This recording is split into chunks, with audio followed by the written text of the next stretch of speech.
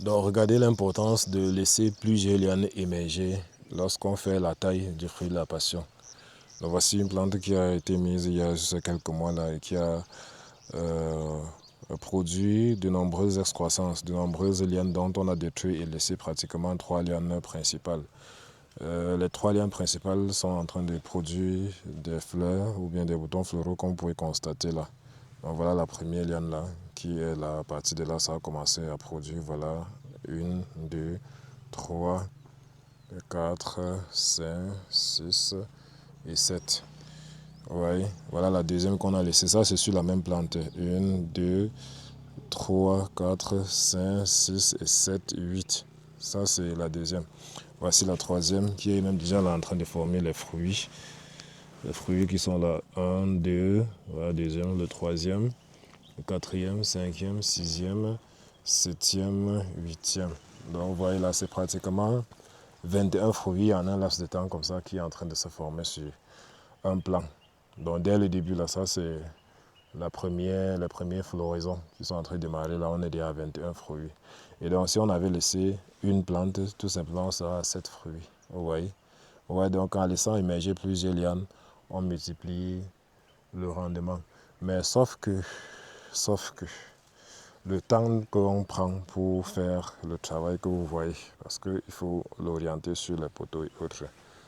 C'est ça, parfois, qui est à l'origine du fait qu'on préfère détruire et maintenir juste une liane.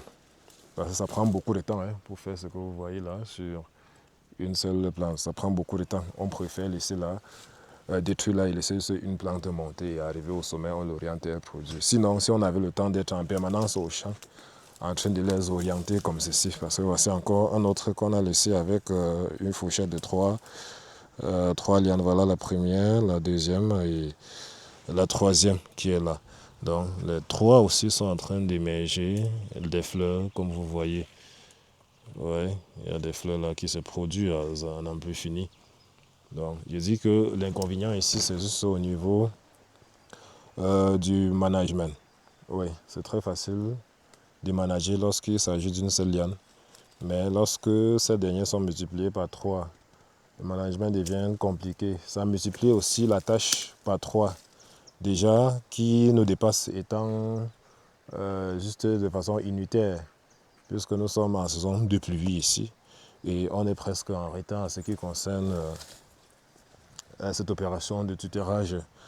Et chaque fois qu'on démarre les travaux, il y a les pluies qui vont venir nous stopper net. Donc du coup, vous voyez que si avec déjà cet obstacle de pluie, on doit encore multiplier la tâche par 3, ça sera vraiment fastidieux, on va se retrouver en retard. On préfère donc faire ce sacrifice-là du rendement au profit quand même des plantes unitaires qui vont quand même respecter un certain nombre de timing. Voilà, en ce qui concerne la production. Sinon, en laissant ainsi, si vous avez une équipe managériale sur place, c'est-à-dire une équipe ou bien une équipe ouvrière qui suit en permanence vos travaux dans votre ferme, vous pouvez laisser.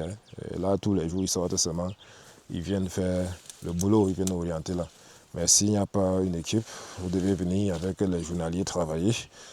Ça sera difficile. Voilà. Ça sera difficile de pouvoir gérer lorsqu'il s'agit de